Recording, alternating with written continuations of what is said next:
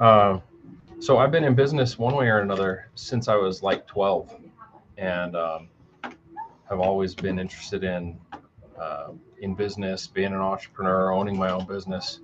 My first business was a lawn mowing and landscaping business that I from um, bought from some friends who were moving out of my hometown. And I bought their lawn mowing business for $300, which for us old people that was a lot of money.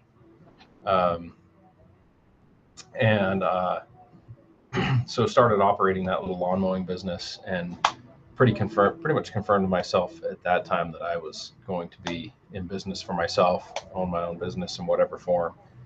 And so as I got older, went into college and started looking at careers. Um, I was always pretty well focused on owning business, and so I've owned about, I don't know, 10 different businesses and types of businesses. For a while, when I was in college, I owned a string of cell phone and satellite dish outfits. I was a realtor for quite a while, owned some rental property for a while. Um, and then uh, when I was in college, my father's actually a dentist as well, and he called me one day and said, "I have a business proposition for you." And I had been looking at a tire store, and I thought for sure he was going to um, talk to me about going into the tire business, which I thought was a pretty good business, and I still think is a good business actually. And to my surprise, he said, "You should think about being a dentist." And I went, "No, I'm not really interested in that." And I'd been married for just a few months, and I had been in and out of college and owned businesses and kind of back and forth. And so we got to talking about it, and something that I had not really realized up until that point was that uh, dentistry is an interesting crossover between healthcare and business. Um, and so after we talked a little bit, then uh, I decided to take his advice and pursue dentistry. Um, but the interesting thing about being a dentist is that you go through all this schooling, and nobody ever mentions owning a business, like ever, even once. And so when you come out of dental school, you know about teeth, but you don't really know about owning a business. So I um, really felt like the time that I had spent owning small businesses and operating those businesses, even though it kind of put me into my graduate studies later in life, definitely helped me as far as um, as far as knowing how to operate a business and having some idea about um, things like corporations and the difference between an LLC and a C corporation, different tax statuses, um, ways of using businesses to your advantage, which a lot of my peers in, in dental school had no idea about. So I actually have found myself on a few different instances doing a little bit of consulting, um, and often find myself giving advice on some different business aspects. Um, and so I've been in practice in dental practice since 2007. Over that course of time, I've owned um, a handful of dental practices, some of which I've bought and sold, bought and consolidated, and currently I own just the one here in Windsor, and we're in the process of opening another practice in Firestone. And so, I do enjoy dentistry. It's an interesting thing to me, but what I what I really love is the business development side of it. Um, all of the things that can be done, especially with technology today. There are a lot of things that we can do with dentistry as a business, and the business development stuff that I think is a lot of fun. Um, I feel that I'm really glad that Windsor's High School has a business and technology class because growing up, and I grew up in a small town in Wyoming, so we didn't exactly have a well-developed high school curriculum. I don't feel like, but boy, we never got any sort of education about business at all. And I feel like um, one of the best things you can understand is how owning a business can put you into a very different place in your life as opposed to just being an employee. And there's a really good book. Um, Mr. Slade, am I allowed to make a book recommendation? Absolutely, as long as it's school appropriate, of course. Well, I think it's school appropriate. It's a really good book. It's called Rich Dad, Poor Dad. Oh Is yeah, that one that's a good you book. guys might have talked about? We haven't talked about it. So this book is called Rich Dad, Poor Dad, um, and it's by a businessman. His name is Robert Kiyosaki, um, and he's a guy who grew up. His dad was a teacher, and his best friend's dad was a businessman. And so he talks about his two dads. His best friend's dad was very close. He saw him as a father, and taught him to have a different relationship with money, um, and taught him about having business and what it means for people, and um, how being a business owner can benefit you long term in your life. And then his his dad, his biological dad, was a teacher and taught him a lot of the different, you know, pragmatism and kind of more of the academic side of things. And man, there are some really key points that you can get out of a book like that. Um, I actually just reread it here a few weeks ago, and just has lots of really good um, lots of really good gems in it that I think I wish I could have learned when I was younger. And since I just reread it here again a few weeks ago, I've been trying to get my children to read it because I think it's such a good book. But one of the things that he talks about is the difference between being an employee and being a self-employed person versus being a business owner. And um, so my dad was a dentist who I would call self-employed. He had his one practice. He had himself. He was the lone dentist. He had a handful of employees, but really, if he didn't show up to work, nothing happened and no money was made. Um, and so when he retired and stopped having an income. And one of the things in this book that Robert Kiyosaki talks about is the difference between being self-employed and having a small business. Being self-employed is that you are the worker, but having a small business or being a business owner means setting up a business in such a way that when you don't go to work, money can still be made. So, you take the example of maybe like a plumber who has his plumbing business and he has his truck with his plumbing supplies. And when he goes to work, he's making money. But if not, then his truck is parked and nothing is being done. Whereas somebody who owns a plumbing company um, maybe has three or four other plumbers who work for them. They have multiple trucks. And if that guy decides to take some days off of work, his operation doesn't go down to zero. So that was that's one of the kind of key gems that I got out of that book that is um, really valuable, and will give you some ideas about different ways to think about money and think about owning a business and the ways that owning a business can benefit you. Um, and So if you get a hankering, if you get a desire to read a book that'll really teach you a lot of good stuff about money management, kind of how you think about money and what your relationship is with money, um, I would recommend that one heartily. It's a really good book.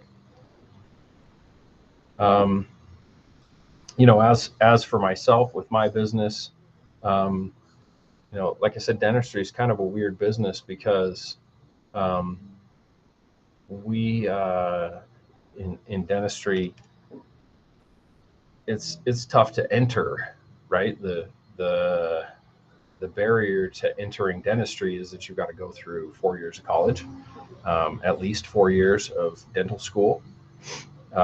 Beyond the 4 years of dental school, a lot of dentists will specialize to become a dental specialist. So there are root canal specialists, there are oral surgery specialists. Maybe some of you've been and had your wisdom teeth taken out. Those guys pursue 4, sometimes 6 more years of schooling beyond dental school um, to do those specialties. And so that's a um, big barrier to entry. Um, and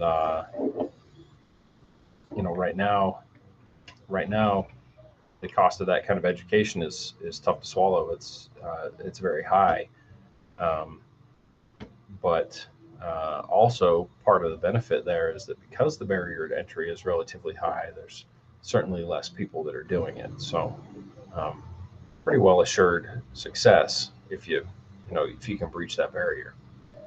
Um, and then once you get into dentistry as a business, like I said, it's the kind of thing that they teach you how to be a dentist, but they really don't teach you how to run a business. So um, once you get out of dental school and you're trying to learn how to be a dentist and work on people's mouths, and that in and of itself is definitely a challenge.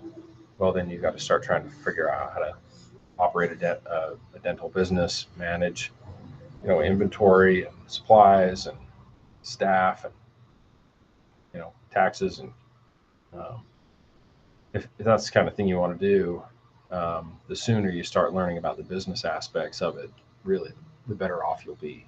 So um, it's kind of a complicated business, um, but for me, it's a lot of fun. I really enjoy running my own business, and being in business for myself. It gives me a lot of feeling of control over my life. And if I want to take some time off, if I want to travel, if I want to do whatever else, I'm not asking anybody for permission. It's nice to be able to make my own hours and have pretty good control there. Um, so there's a lot of big benefits to to owning your own business. Not to mention the financial benefits of a lot of things that people spend money on. When you own a business, those things um, can be purchased with pre-tax money. They can become tax deductible things rather than post-tax money. Have you guys kind of talked about that before, Jeff? Um, or Mr. Slade? Have you guys talked about pre-tax money versus post-tax money? No, we have not. Okay. Well, there's something for you to look up in your own time. But um, as a business owner, you can spend money um, on things that become tax deductible items rather than spending your own money that you pay taxes on, or post tax money for everyday sort of things, going out to dinner, going on trips, um, your cell phone bill, lots of those kind of things. You can have a benefit as a business owner of having those things become tax deductible expenses. Um, but also, it's not to say that it's all like sunny and roses all the time. Certainly, there are plenty of challenges that come with owning your own business. I think I would say always as an ongoing issue, staffing is a big deal, and something that you would hear about a lot lately, just because we have challenges with workforce currently in dentistry, specifically dental hygienists. There are a lot of dental hygienists who left the field um, when the pandemic hit. Um, so there's a shortage of dental hygienists. So we have a hard time hiring enough dental hygienists to to fill all of our needs. So I'm really lucky. My dental hygienists have stayed with me, and we haven't been short on that. But occasionally when we've needed to hire somebody, it has been over the last couple of years, it's been increasingly difficult to hire qualified staff. Always there's something new, some challenge popping up.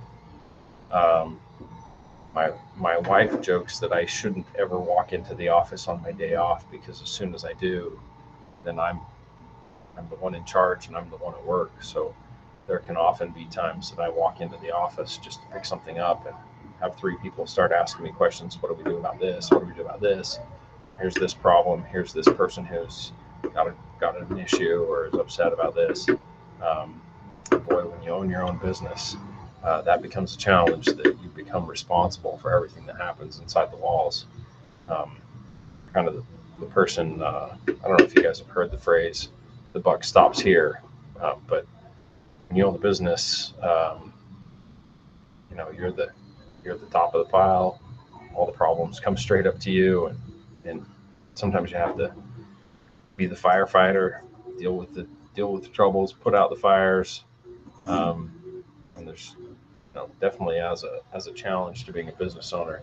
There's nobody to say, well, it was that guy's fault, or go ask the manager, because become the last manager to get asked. But overall, I think that business ownership is, for me, the only way to go. I really don't think that I would ever be comfortable or satisfied working for somebody else.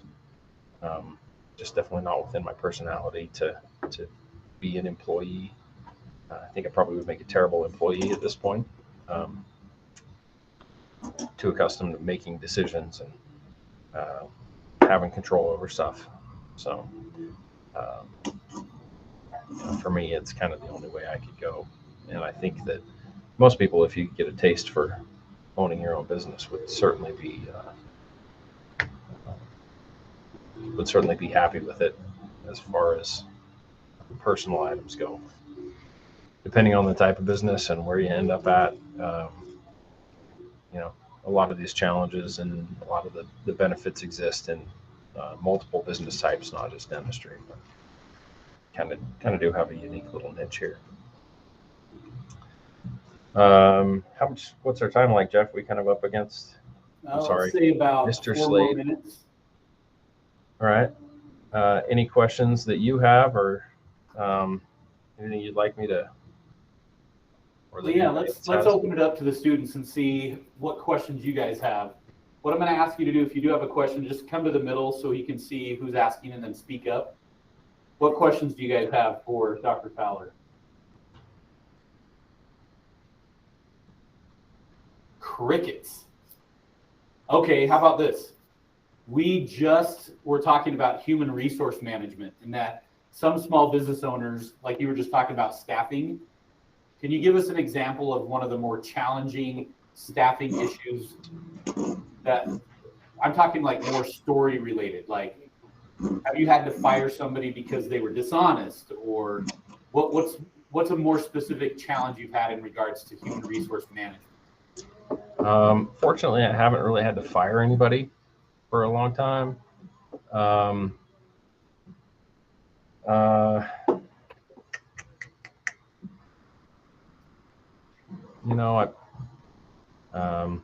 The biggest challenge, honestly, has been being short on staff. So earlier this year, well, no, it wasn't earlier this year, it was late last year.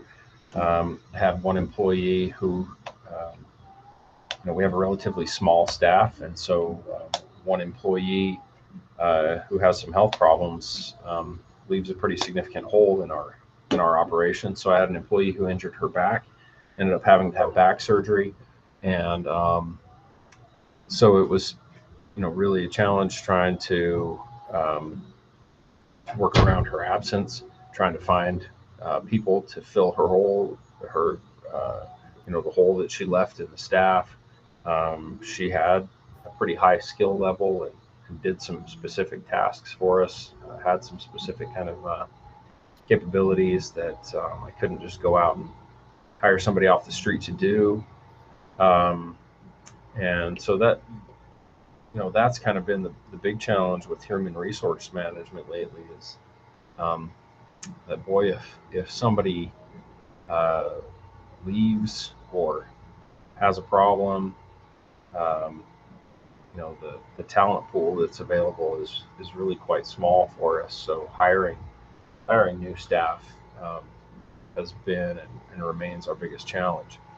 Um, Certainly, anybody who's been in business long enough deals with an employee that is um, underperforming or brings drama to work or you know whatever. I had one employee um, a few years ago that uh, was having a lot of stuff going on in her personal life, troubles with her kids, troubles uh, with her family, and um, it was something that I was constantly trying to get her to come to work and really be present at work, while throughout the workday she was tending to be highly distracted and would come in with lots of drama, sometimes so distressed over stuff, and I couldn't blame her for being distressed over things. But boy, when it got in the way of good patient care or performing her duties in a safe way, um, just really hard to manage those kind of things. And so as an employer, it's very costly to fire an employee because hiring them takes time, costs money. When you're training a new person, there's costs associated with that. I've heard estimates that hiring a new employee costs uh, somewhere in the $3,000 to $8,000 range in hard and soft costs. So the new employee may damage things, may not handle things appropriately, may not allow you to complete your business in the same manner that you did with the old employee. And so hiring a new employee can be very expensive. And so a, an employee that is difficult to work with, that is having troubles on the job, almost always more efficient to rehabilitate that person, to teach them and train them, help them to become a better employee than to fire them and let them go. So, um, I've really tried over my career to not fire people, um, and to train those people to be better at what they're doing than just to say, hey, you know what, take a hike. That's just a very costly way of operating.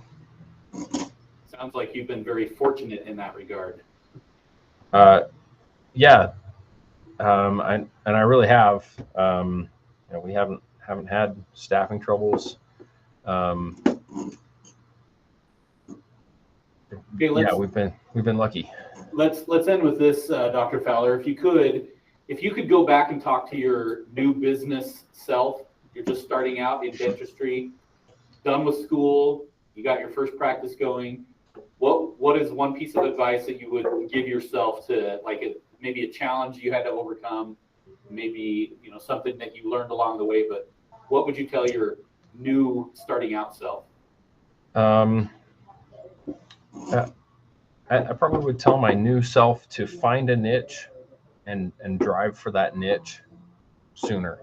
Um, the first several years, I just kind of did general dentistry and didn't really focus myself to any part of dentistry.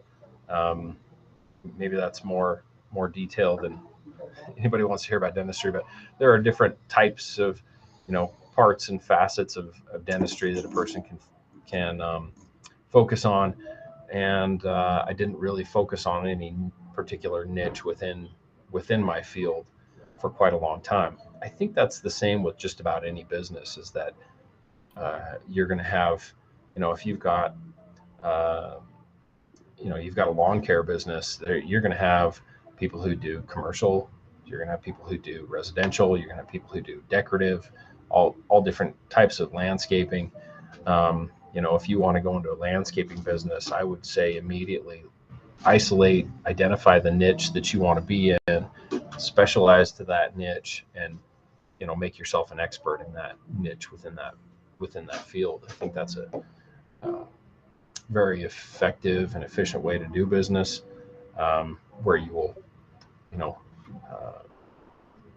be able to operate in the realm that you want to and in the way that you want to. I think that's probably the one thing that if I look back at those first few years that I was in dentistry, I wish that I would have looked towards a niche, what makes me unique versus all of the other dentists around, because there certainly are ways to do that, and it makes you more valuable to your customer base, makes you more valuable in general. I think that would be my one thing.